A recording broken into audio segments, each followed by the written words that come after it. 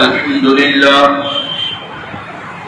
لله نحمده ونستعينه ونستغفره ونؤمن به ونتوكل عليه ونعوذ بالله من شرور أنفسنا ومن سيئات أعمالنا من يهده الله فلا مضل له ومن يضلله فلا هادي له ونشهد أن لا إله إلا الله وحده لا شريك له ونشهد أن سيدنا ومولانا محمدا عبده ورسوله صلى الله تعالى عليه وسلم تسليما كثيرا أما بعد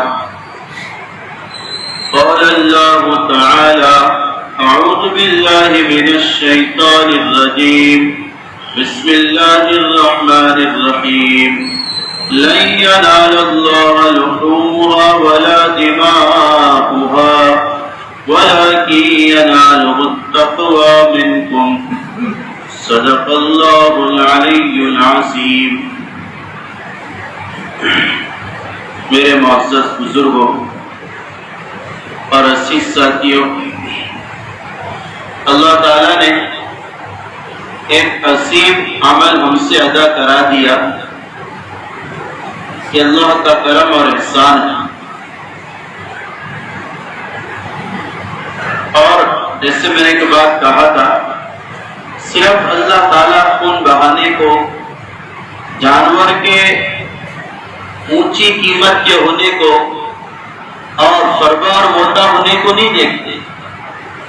اللہ تعالیٰ کی نظر جو ہوتی ہے وہ قربانی کرنے والے کے دل پر ہوتی ہے کہ یہ کس کے لیے قربانی کر رہا، اور قربانی کرنے سے اس کے دل میں کتنی تبدیلی اور کتنی شریعت سے قربت پیدا ہوئی،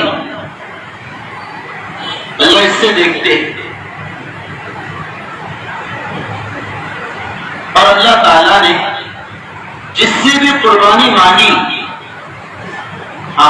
اس کا مقصود یہ تھا کہ دینی اعتبار سے تبدیلی ہو امت کے اندر اور انسانیت کے اندر.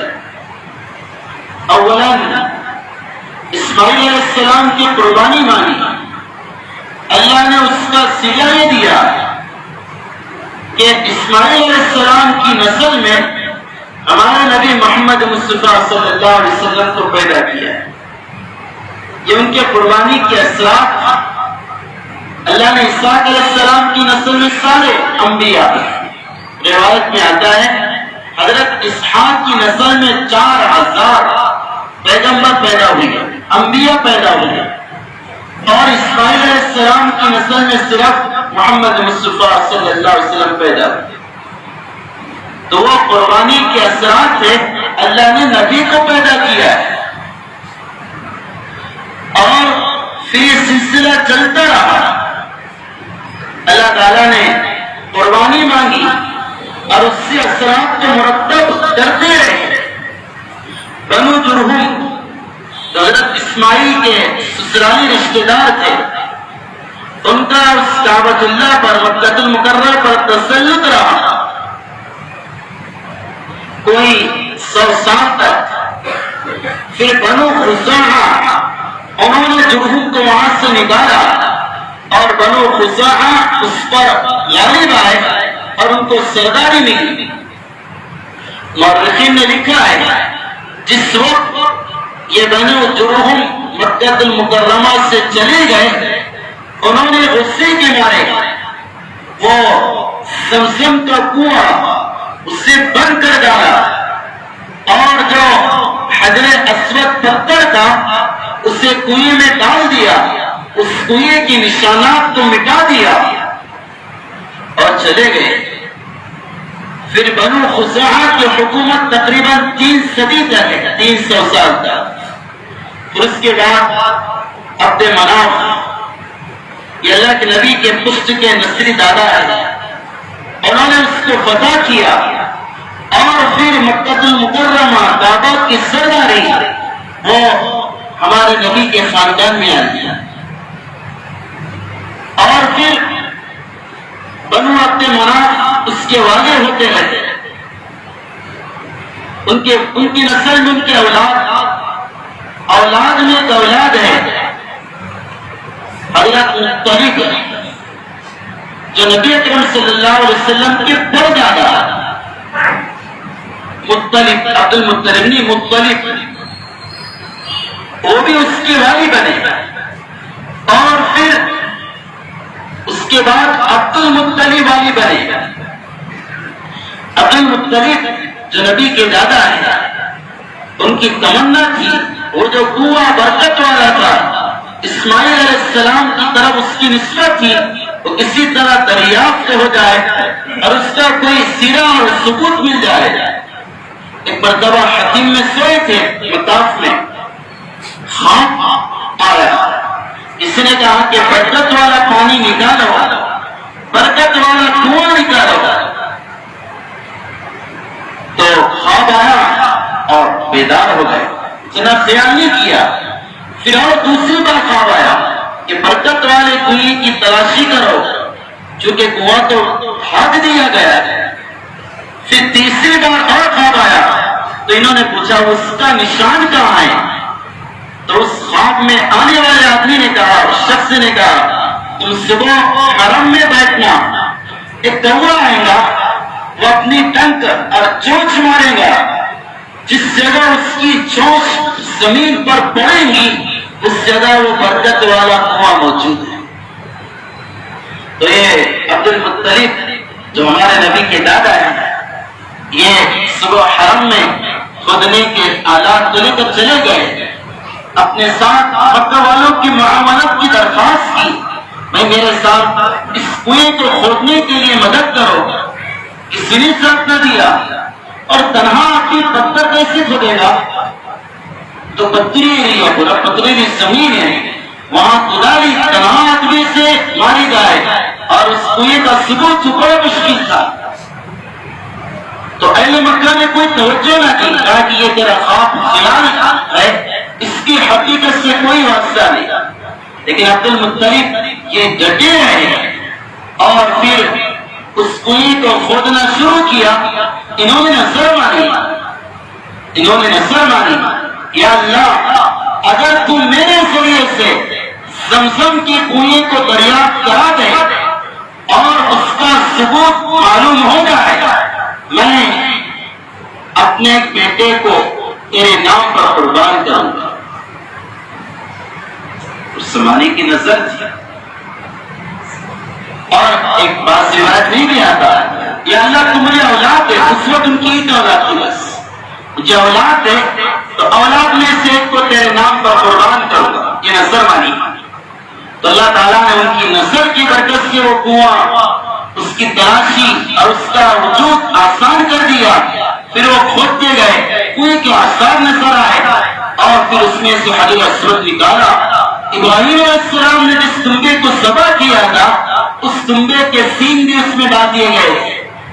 ہاں، وہ تنبے کے سینگ کعبۃ اللہ میں موجود تھے۔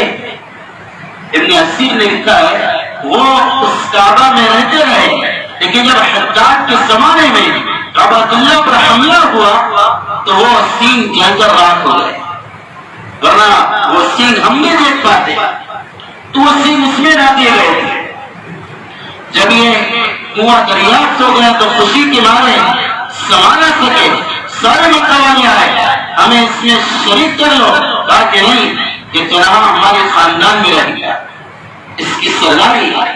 میں کہنا چاہ رہا ہوں، یہ تو قربانی کے بعد اللہ کچھ دیتے ہیں، تبدیلی آنا چاہیے، سلا ملنا چاہیے۔ پھر وہ جو نسل مانی تھی، اللہ نے 10 بیٹے دے دیے عبد المطلب، حضرت عبد المطلب۔ 10 بیٹوں میں سے ایک کو قربان کرنے کا ارادہ کیا، کیونکہ نظر تھی، عرب کے بادشاہ کی زبان مضبوط، تو 10 بیٹوں کو ہوئے کے پاس لائے، 10 کی قرآن نازل کرائی، اور اس میں سے نام نکلا حضرت عبداللہ کا، جو ہمارے نبی کے والد محترم بہن ذبح کرنا ہے۔ تو روایت میں آتا یہ عبداللہ حضرت عبداللہ ہمارے نبی کے والد محترم بڑے خوبصورت ترین آدمی، بہت خوبصورت، مکہ کا ہر آدمی اپنی بیٹی کا ان سے نکاح کرانے کا خواہش مند تھا، خوبصورت ترین شخص۔ اب انہیں سبق کیا جائے، کسی نے نہیں مانا، نہیں وہ میاں گئی آپ کی اور دوسرے احباب آ گئے، کہا کہ عبداللہ زبر نہیں ہونے دیں گے، یہ ظلم عبد المطلب سے ہم سرزد نہیں ہونے دیں گے۔ عبد المطلب نے کہا کہ نہیں، یہ میری نسل کی پورا کرنا ہے۔ تو پھر یہ ایک بات طے ہوئی مشورے سے دارالندوہ کے اندر، ایسا کرو کوئی کاہنہ ہو اس سے مشورہ دیا جائے، ایسی صورت میں کیا کرنا ہے۔ تو ایک کاہنہ تھی، اس کے پاس جا کر مشورہ طلب کیا گیا، اس سے پوچھا اگر تمہارے علاقے میں کوئی کسی کو ذبح قتل کر دے اور کسی کو مار ڈالے، اس کا صلہ اور اس کا بدلہ تم کیا لیتے ہو اگر وہ قتل نہ چاہے تو کہا کہ ہم 10 اونٹ ایک قتل کی دیت متعین کرتے ہیں، 10 اونٹ قتل کا بدلہ۔ اس نے کہا کہ ٹھیک ایسا کرو، تم 10 اونٹ ایک چٹھی پر لکھو، دوسرے چٹھی پر عبداللہ لکھو اور اسے دھوئے کے سامنے لے جاؤ اور اس کی قرآن اندازی کرو، جب تک عبداللہ کا نام نہ نکلے بچے رہنے میں تب تک تم 10 اونٹ اس میں جوائن کرتے رہو، ایڈ کرتے رہو۔ تو وہ قرآن اندازی کی گئی، سب سے پہلے قرآن اندازی کی گئی تو نکلے 10 اونٹ، کہا کہ 10 اور ایڈ کرو، 20، پہلے 10 اور 20۔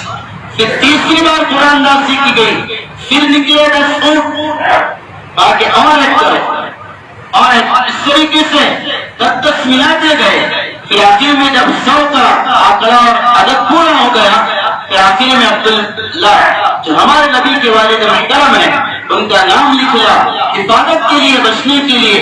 وہ 100 اونٹ حضرت عبد المطلب نے کعبہ کے پاس جا کر ذبح کیے، تب سے یہ اصول چلا رہا ایک آدمی کی دیت 100 اونٹ ہے۔ اگر کوئی کسی کا مرڈر کر ڈالے اور وہ اپنے اس گناہ سے توبہ کروانا چاہتا، اس کے 3 طریقے ہیں۔ پہلا طریقہ 10,000 درہم، دوسرا طریقہ 1,000 دینار، اور تیسرا طریقہ 100 اونٹ بدلے میں دو۔ معمولی جان نہیں ہے، اس کو تم نے ضائع کیا ہے، اس کا بدلہ 100 اونٹ ہے۔ اللہ کے نبی اکرم صلی اللہ علیہ وسلم فرمایا کرتے تھے اپنے زمانے میں، میں یہ کہنا چاہ رہا انا بنو ابن الذبیحین، میں ایسے 2 آدمیوں کا بیٹا ہوں جن کو اللہ کے لیے ذبح کیا گیا تھا۔ ایک اسماعیل علیہ السلام ہے جن کو ذبح کرنے کے لیے ابراہیم علیہ السلام گئے تھے، اور دوسرے عبداللہ ہے جن کو ذبح کرنے کے لیے عبد المطلب نے لے کر گئے تھے، اور پھر اللہ نے انہیں بچا لیا۔ تو مورخین نے لکھا یہ جذبہ جو تھا، بلکہ روایت میں آتا جب عبد المطلب نے پوچھا تھا عبداللہ سے، اپنے بیٹے سے، بیٹا میں نے تیرے قربان کرنے کی منت مانگی تھی، تو تیار ہے؟ ابا جان تیار ہوں۔ اسماعیل علیہ السلام نے کہا تھا افعل ما تؤمر، ابا جان جو چاہے تم کرو، تم آزاد ہے۔ یہاں عبداللہ کہہ رہے ابا جان آپ کی نظر پوری کرو، میں حاضر ہوں۔ یہ 2 کے قربانی کے جذبات اللہ نے اس کے نتیجے میں محمد مصطفیٰ صلی اللہ علیہ وسلم کو پیدا کیا، اور حضرت عبداللہ کی نسل میں ہمارے نبی آئے، اور پھر آپ کی نسل بھی قربان ہوتے چلی۔ ہاں میں نے مطالعہ کیا، جو اہل بیت ہے، یہ جو امام ہوتے 12 امام، تو حضرت علی سے شروع ہوتے ہیں، حضرت علی رضی اللہ تعالیٰ پہلے امام، دوسرے حضرت حسن رضی اللہ تعالیٰ، تیسرے حضرت حسین رضی اللہ تعالیٰ، چوتھے حضرت زین العابدین جن کا نام علی تھا، 5ویں امام جعفر صادق، 6ٹھے امام باقر، اور 7ویں امام موسیٰ کاظم، اور 8ویں امام رضا موسیٰ۔ یہ سے 8 ہے، اور بھی 4 نام، ان کے بارے میں نے 7 تک پڑھا، یعنی حضرت موسیٰ کاظم تک قربان جاؤ۔ ان کے والد حضرت علی جو اصل دادا ہے انہیں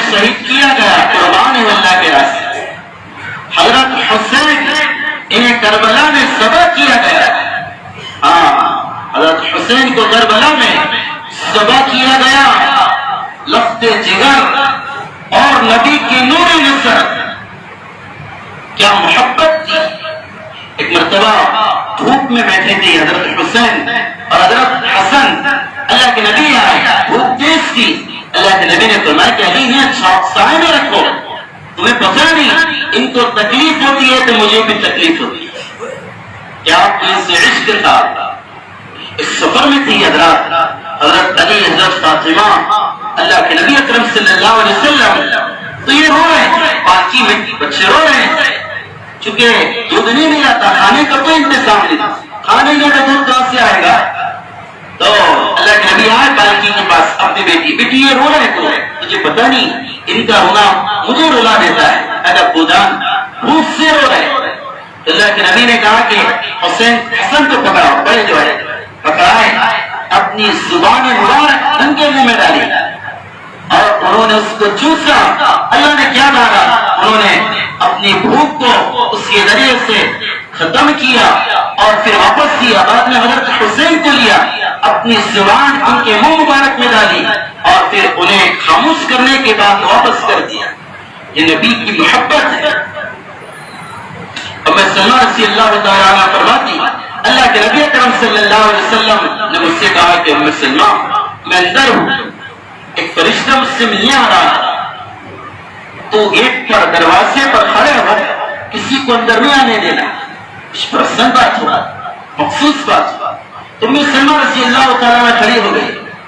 اللہ کے نبی اندر گئے، فرشتے آئے، کچھ بات ہوا. حضرت حسین رضی اللہ تعالیٰ عنہ کھیلتے ہوئے آئے، بچے ہیں اور اندر جانے کی ضد کی، نانا سے مل گئی تو پکڑ لی ام سلمہ رضی اللہ تعالیٰ عنہ. تو پکڑے تو رونے لگے اور بہت زور سے رویا. وہ یاد تھا ان کا رونا نبی کو رولا دیتا ہے، چھوڑ دیے. وہ اندر چلے گئے، اللہ کے نبی کے گھر میں چلے گئے.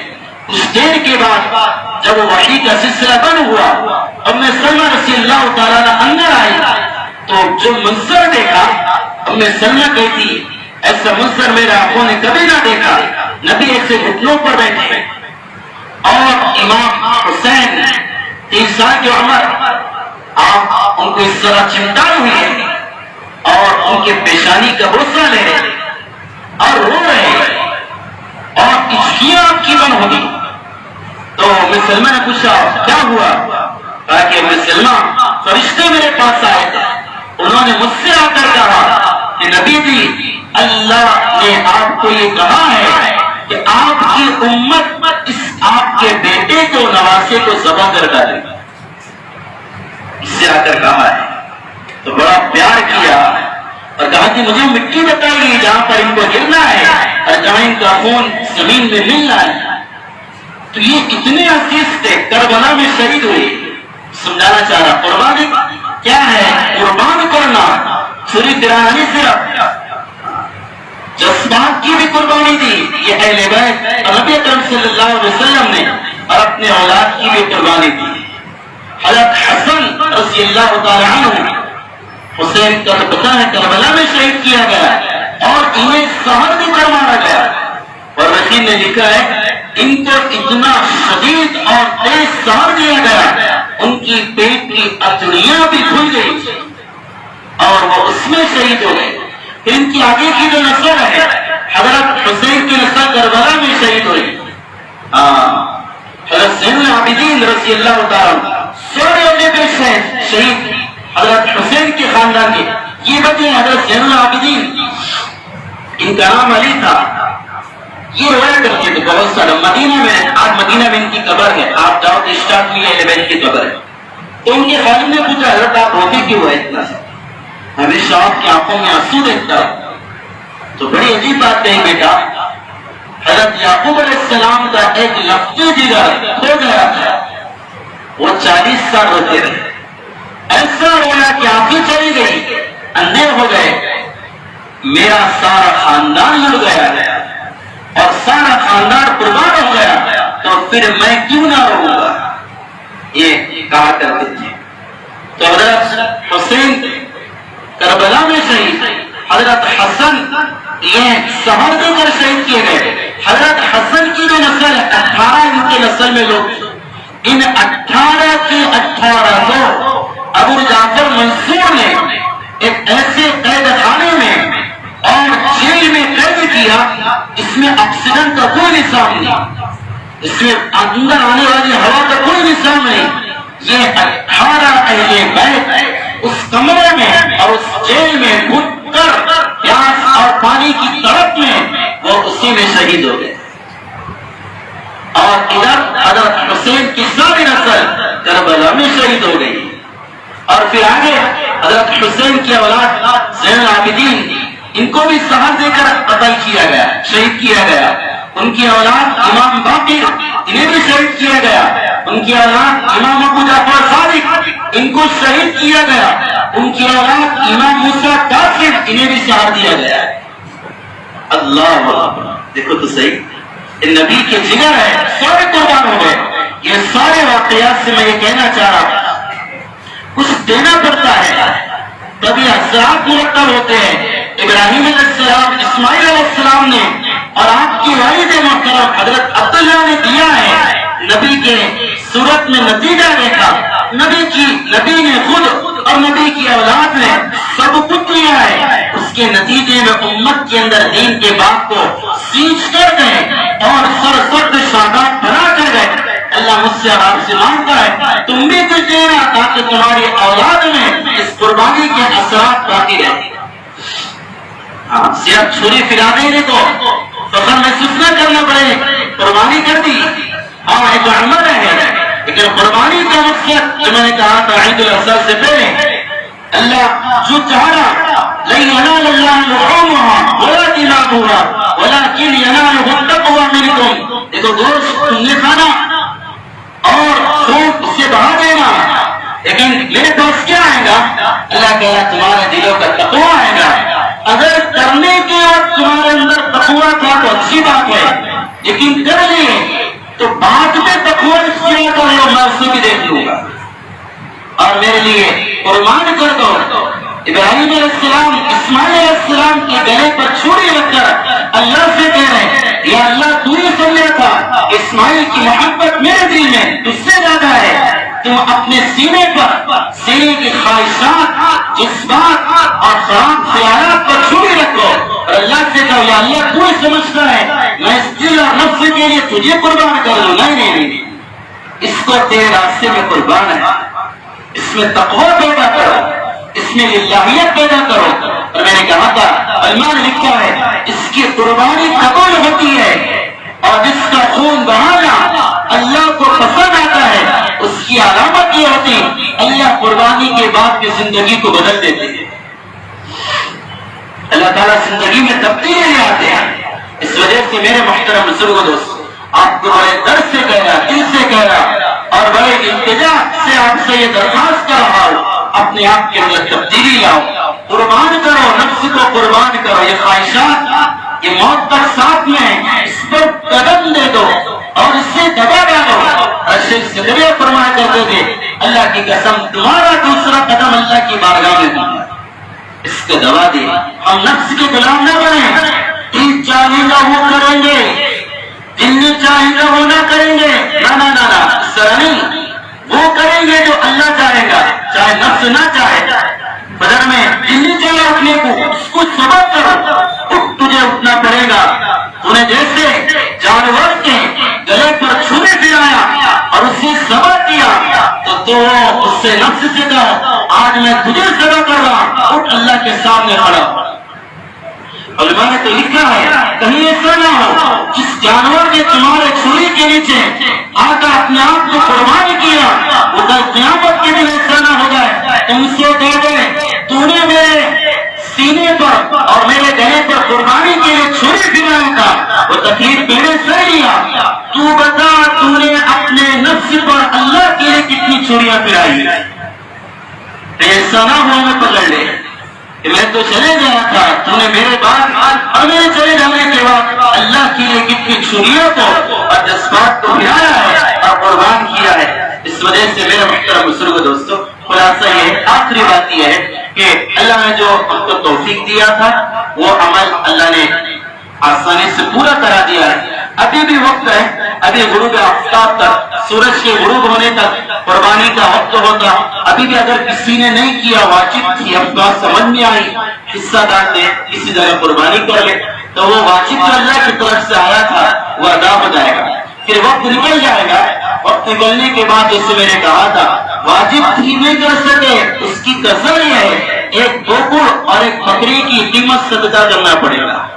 اس وجہ سے اس کو واجب کو اہتمام سے کرے, جو نہیں کر سکے وہ کرنے کی کوشش کرے.